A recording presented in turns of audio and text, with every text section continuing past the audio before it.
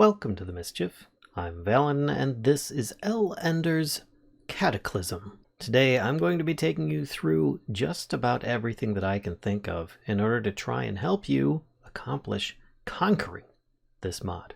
Today we're going to be finishing this series, and that is with what I deem the most difficult to kill boss of them all. There's going to be a lot of preparation for this one, but it's not as intense as you might think. It involves killing a number of any of the other bosses. Yes, you can feasibly take this boss out with a shield and preferably an axe with sharpness on it. Otherwise, a netherite sword with sharpness would work, but it'll make things a little more challenging, and that's mostly because of the mini bosses before it. But still, having some kind of nether axe or an axe along with you, whether it has sharpness on it or not, will help you on this trek, because there are mini bosses before the big boss that will require that, or at least in my mind they do. Alternately, you can have some piercing, preferably quick charge crossbows with you, especially fitted with a bunch of arrows. You could even use those explosive tip ones that you may have gotten from fighting the Ender Guardians, but that will help you as well. Those aside, you're probably going to want to get, as usual, golden apples. Now in this case, you can't have enough. I recommend a lot of them, especially if you've never fought this boss before. It takes a bit of getting used to, and it may involve multiple deaths. There may also be a use for an invisibility potion at some point, which I'll get into in a little bit. But the preferred weapons that I recommend for the battle in this case is going to be a Void Forge. If you're not familiar with this, it is a combination of the Infernal Forge and the Void Core on your mechanical fusion anvil. This one is really important, at least in my mind. For a default weapon, you can do just fine with this, as the attacks can get around a lot of the shield that this guy may be holding up quite often, and it gives you a little bit of distance and range for you to use this. You're really going to be doing like attack and run away and try and heal and not die tactics. Most important for survivability, in my mind, is going to be Tidal Claws. Putting sharpness, a high level of sharpness on these, is just going to help you out a bit, but it's not so much for this attack that you can like use from a good range for very minimal damage. I mean, that's not really anything to worry about, because it's not going to be doing very much. Hopefully you're not too close to this guy, but you will mostly be using it for mobility, just using the right-click option to jump around in different areas quickly, because you need to get out of the way of just about everything, because this guy attacks way too fast for you to survive a lot of those attacks otherwise. You can do without it, but it is an even harder battle overall. Again, I'm showing you the ways that are probably going to make it easiest for you. And then last but definitely not least, and probably my most favorite, is the Wither Assault shoulder weapon. Now, just using it with a right click and holding it down like a bow shoots a homing missile that does some damage, and it has a little bit of a wither effect. That is not what you're going to be using it for. I mean, you could, but the guy has a massive shield, so you're going to want to get this for the cluster bomb, which will then leave an area of effect where it hits to be a little bit more clear. Let me drop it here. You can see this is a wither area, and any spot that that's in, it will then start doing additional damage, and this is going to constantly help you out in this battle, because again, he's got a massive shield that pretty much prevents you from doing a lot of damage. Alternate things is going to be 1 or 2 potions of poison. I mean, yes, you can actually poison the boss here, or at least the big boss, not the mini bosses. You're going to want a bunch of potions of fire resistance. This battle may take some time to get through. And what will also help you out is going to be your sandstorm in a bottle, if you already have that as well, because there are going to be spots where you might get stuck in the ground, and you might need to get up and out of those areas. And in order to do so, you'll either need Tidal Claws to grab things to get out, or the option to turn into a sandstorm and fly around briefly to get out of these areas. And then, most importantly, in order to find this boss arena, you're going to need the Eye of Flame. It does require some soul sand, netherite scrap, eye of ender, and some blaze powder, so it's not too bad in order to make this. It's just the surviving of fighting the boss itself that is going to be the most difficult. And this is the burning arena that you're going to be fighting in. This is the structure that you'll be looking for. It's quite large, very spherical, well, not really spherical, conical is more appropriate, and it has multiple levels to it. First, you'll be most likely coming in around ground level. If not, I recommend it. It's not a bad idea. You can actually put like a respawn anchor somewhere down here and then hopefully use that because you're probably going to need it. Keep yourself a chest of glowstone nearby as well. Once you're ready, you just head up these stairs. And at the top, you're going to find a couple of these, one at each end. So don't think that they're just both going to be at the same spot. They're called Ignited Remnants. These have 40 hit points, 12 armor, and, well, yeah, you're going to need to defeat them in order to summon the big boss, Ignis. Now these guys, you're not going to have much luck with shooting them with any kind of ranged attacks unless you're extremely accurate and get lucky with some RNG on the hitbox. You basically have to avoid these shields that they have spinning around it, which tend to pick up speed when I'm in survival mode and not in creative, allowing you a closer look at these guys. This is where I recommend you actually have yourself an axe handy. One is because you still want to be able to use a shield for when they attack you, but you can also start breaking their shields. They have 4, and you can do critical jump attacks to break theirs. Now these guys do have special attacks. They have a blindness breath. They also do some kind of scatter shot effect where they shoot out a whole bunch of spikes like those ones that are on the shields there. And they'll spin and constantly do damage to you, which is another good reason to have your shield, though they can start grinding through your shield's durability rather quickly, but rather it than you. This is why I also recommend having a second shield, or more, just in case, because this battle and the next one may end up taking a heavy toll on those items. Now I did say that having an axe with some kind of sharpness or something like that would be useful, but in this battle, for these little mini bosses, it's best if you have something with smite on it. If you already have a really good weapon with smite, especially if it's an axe, this is a really good use of it because they are undead and weak to that. Now another strategy for fighting these guys I mentioned earlier, bringing a piercing quick charge crossbow with some ammunition would be potentially helpful. That's because it will pierce the shields of these guys and you can just constantly shoot them down. Thus, kind of running away, loading, shooting, running away, loading, shooting, and probably never even getting hit once if you're fortunate enough. But in this case, I'm going to give you a demonstration of how fearsome these guys can get. There's that scatter shot effect, and you can see that they end up doing a little bit of a spinning attack. They have their blindness breath, and then that scatter shot, and their shields are gone. So now you pretty much just have the option of just trying to kill them without hopefully dying first. And you just kind of attack them until they're done. They will drop burning ashes. Now that was only one of them. The other one I'm not close enough for it to aggro, but you should be able to get 2 of them, and each of these will allow you to summon an Ignis boss. I recommend not using both at the same time, because then you'll summon 2 Ignis bosses. You only want to summon one, folks, and then come back to it and summon another. There are plenty of other overpowered mods out there that you can use to potentially like kill the Ignis boss very easily, as well as any other boss for that matter in this mod. But if you are going about it in a more vanilla manner, then you'll probably want to have been prepared for it, just in case. Once you've defeated those little mini-bosses, you're going to want to go up to the major event, this grand arena.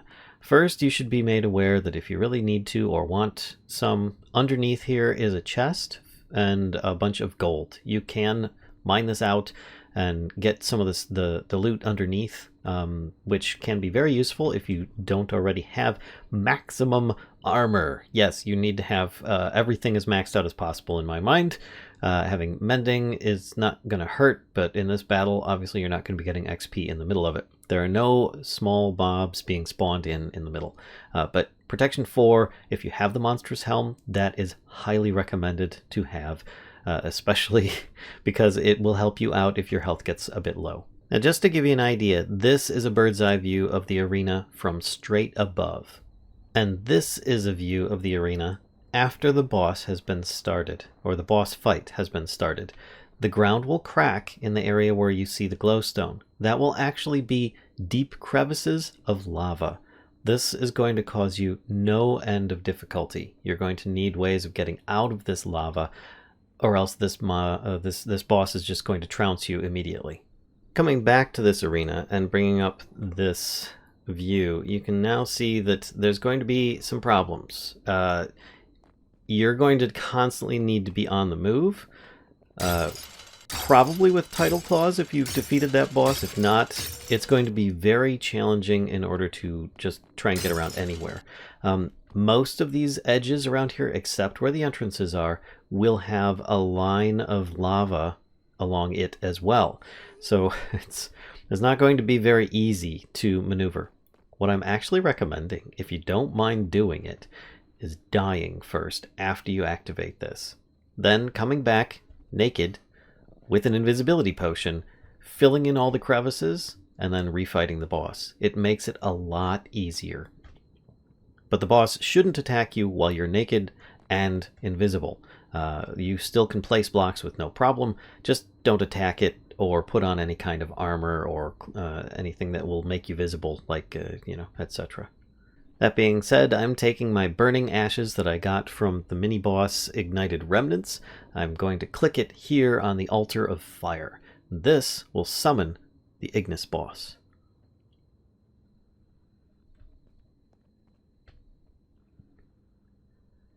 Now, as per normal, these bosses will come with their own music track and so on. So yeah, it's always really impressive and very intimidating. Turned it off for that purpose because of, well, I don't like being intimidated, but more so I don't want to get strikes on the channel. So this guy here has 225 health. There are no hidden health bars or anything like that, but he's got this big shield that is all about keeping you at bay and a lot of the damage that you might normally do off of him. It has 3 stages. This is probably the easiest stage at the beginning, and it is the most armored. As you can see, it's got 10 armor, but that's just itself. The shield will block a lot of attacks just straight up, and you can't really just carve through it like you could with the little Ignited Remnants before. The shield is pretty much there to stay, at least for the first 2 versions of this guy. On the second stage, once you've brought the health down past, you'll see the little marks at the top of the screen. They represent about where the stages will change. Stage 2, it gets a bit more offense and also has a rune area of effect attack included upon with all the other attacks that this guy has. The stage 3, they drop the shield, making them very vulnerable, but as well as very open to ranged attacks. You can hit them with ranged attacks, but it's very difficult to do. And your piercing crossbow is not really going to be quite as useful unless you can really get around that shield, but they'll hold it up quite frequently, so it's not really going to be that practical. But during stage 3, then just about any kind of ranged attack will work. Now here's the thing, this boss will heal, but only by stabbing you. This is a big catch, and probably the reason why most people will die to this boss is because of one specific attack that it does. It does a really big wind-up attack with this arm. It'll like pull it back in the air and then stab directly at you, probably reaching you as far away as here. So you're going to want to be very aware of this. Using your title claws to constantly go in a bit of a circle pattern around him will help with that, but more importantly, if you have something in your hand or not at all with your shield, then you can actually block that one attack. It will break your shield temporarily, but this will allow you to survive that. What happens is it will skewer you with his sword and then hold you in the air and drain your armor to heal itself. This is a fire-imbued living armor set, so yeah. Now this is not a permanent thing. It will take some time for your own armor to come back up. So what I recommend you do is, if you do get hit by that, to constantly retreat and just try and escape getting around the battlefield until the effects have worn off. If you watch up here in the top right corner while I've got this battle going, you'll see that the effects will start to slowly fade away, and you'll have different stages of armor loss that will restore on your person. That one aside, it's just a bunch of big showy attacks where it will try jumping in the air and landing on you.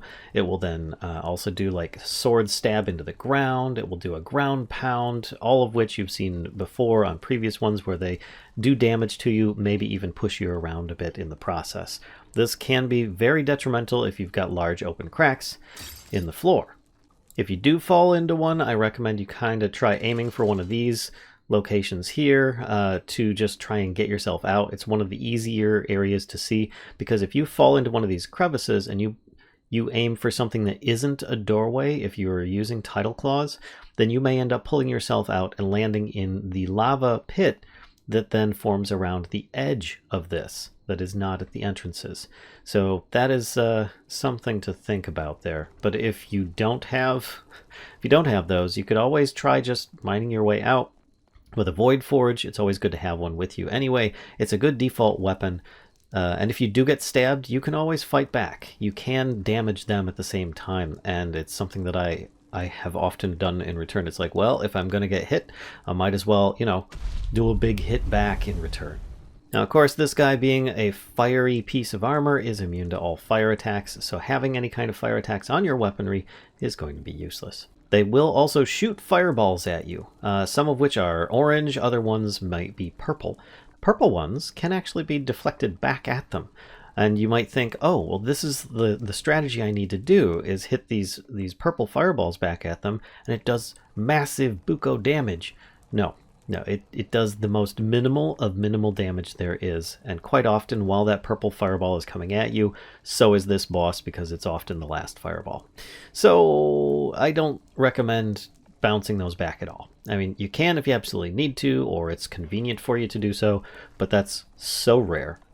And as before, if you really want to, you can always be cheeky, and as soon as they spawn in, toss a poison potion at them and run away. And that'll get you a little bit of free damage in there, but just remember that any time that it takes damage from the poison, you can't be hitting it at that moment, because it will then end up like offset. It's got damage immunity at the moment that it takes that. Like whenever it's red, you can't do any damage to it, unless of course you're using a meat grinder weapon or something like that. So with that being said, I'm going to drink my fire resistance potion, eat my first apple that I would normally have spawned in here with, and we're going to start this battle. And I usually start it off with a cluster bomb and running around. It's pretty much just going to be standard. He's going to try and bring me close to him, and I'm going to try and get away from him while he shoots fireballs at me. And if you see the arm go up like that, it's best to just kind of escape. Now, the ground hasn't actually broken yet. That usually happens after you've taken the boss down a level or two. But you can see he's landed once or twice, and the ground is already cracked over here. So just as he lands, more area will be destroyed. Just remember to aim upwards when you launch your howitzer missiles, and don't aim too high when you use your claws, or else your windup will take too long to get to that location. Just go with the small, quick, speedy grabs that you can. And don't try and overstay your welcome. If you see him coming at you, just get the heck out of there. Oh, here we go. He's hit me. So I'm just running. I've lost all my armor. So this is a good time to just constantly keep running around the arena. Watching at the top there, you see the effects slowly wearing off, and my armor will start to come back. And I've fallen in one of those little pits, so I can pull myself out, and having feather falling on my armor is definitely going to help me out with just trying to survive that. Yes, there is a lot of running in this, but sometimes it is just better to run and survive than it is not to. Another strategy, of course, is to land your howitzers where he's landing. If you're being stomped on, you might as well take advantage of that. When the fireballs are coming at you, that's usually a really good time to start eating your apples, as you take some damage from it, but at least he's not coming at you, and you know he's not stabbing you with his sword. It also doesn't hurt to aim a little bit to the left, so that you can make sure that if you do end up hitting the guy and getting around his shield, oh, he hit me again with it, that you can at least do something to get around the shield. See that shield? It just blocked the attack entirely. And you can see every time he hits me like that, he's regained his health. So I've paused the battle so you can see that the areas he's been landing, they will start breaking up and leaving large cracks in the ground. This is the area that I recommend if you die, come back with an invisibility potion while naked and fill in these cracks so that you can make your battle that much easier. He'll ignore you as long as you don't do damage to him or have any kind of armor on. So another strategy that you might want to use is actually using the title claws offensively. So while you can use these like this, you can also attack him. Now it doesn't do very much damage at all, but sometimes doing a little bit of damage when you're just nearby can be helpful. But if you notice, when I'm over here, I'm not doing any damage to it. There are certain circumstances and distances that you'll have to respect before you'll actually be able to do any damage to this guy. So yeah. Now the primary strategy is actually going to be involved using your shield and watching your opponent as much as possible. And remember, try not to block unless you see that. Then you can get your own attack in. He'll give you a shield break, but at least you won't be losing your armor to benefit him.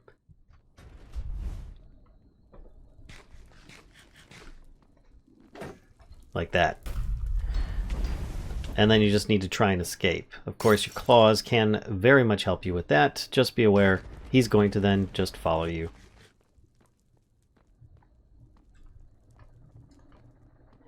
And there we have it. Just by doing a little bit of extra damage, you can see he went down to a low enough level to drop to the next level, which means he gets more attacks and is actually more dangerous in this one. The second stage is probably the one that you don't want the most, as much as it is beneficial, because if he stabs you as well, he just becomes more aggressive, still keeps the shield, has more abilities, and can heal himself back up to full at this stage as well.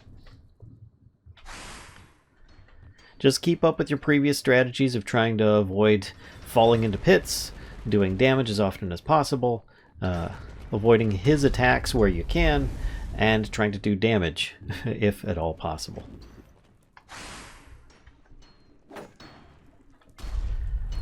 And as always, trying to face back around just in time to avoid being stabbed and having your armor drained to refill his health.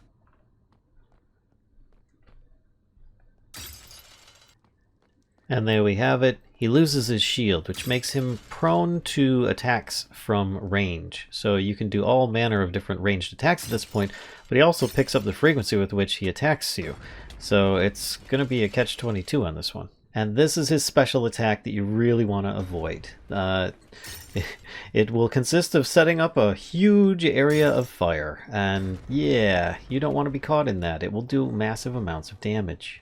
And if you can get a direct hit with one of your howitzers and then have him sit there in that wither field for a while, it's especially effective and can do a lot of damage. Like now is a really good opportunity to launch down one of those and have him just take a bunch of damage while he's sitting there in that wither field.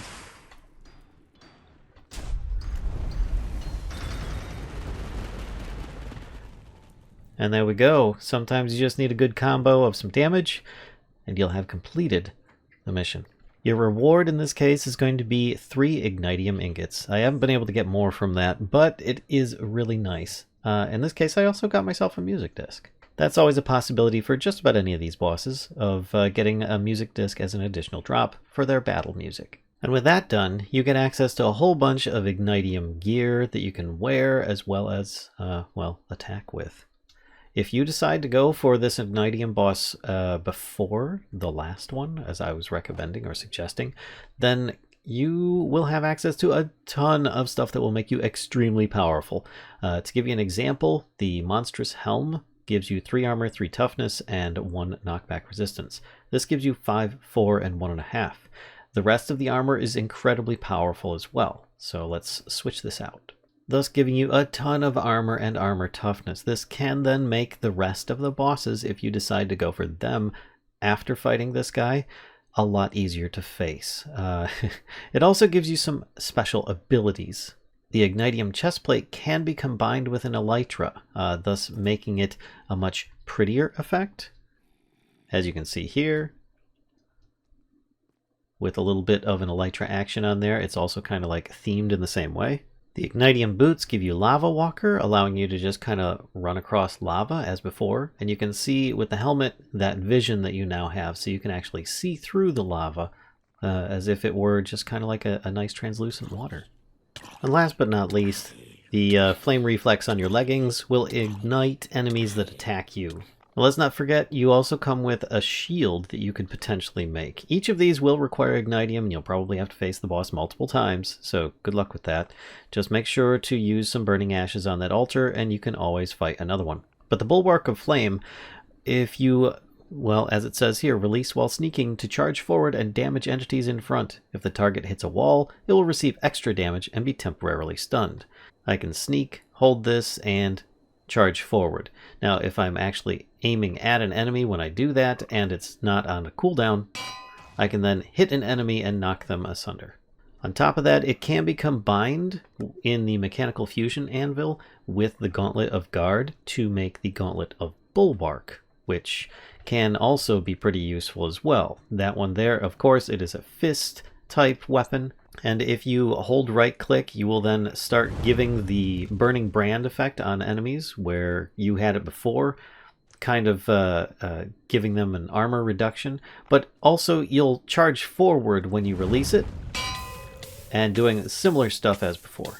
Okay, yeah, so just be a little bit more careful. Lava is still really hot and you're not going to be able to actually dive into it without a fire resistance. And last but not least, not the shield, but the sword. This thing is quite effective. Besides being absolutely mahoosive and very large, you then gain some new special abilities. It's also very damaging with 14 attack speed and 1.2 attack speed and 14 damage. As it says here, holding right click for 3 seconds to charge, and when released, it summons a flame strike in the direction you're facing. Warning, items may be lost when the flame strike explodes. So you do have to use this with caution, don't use it in your base, and you may end up using it to great effect. And once you hear that flame sound, you can then release your Tower of Flame, I don't know, Wall of Flame, whatever you want to call it, and do a bit of damage in a line effect.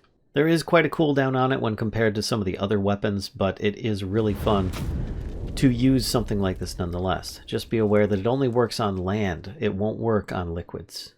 And with that, I think we have drawn this series to a conclusion. I hope you enjoyed it. If so, please be sure to give a like, comment, subscribe, and as always, be sure to come visit us on Twitch, where we stream regularly. And until next time, folks, I'll see ya.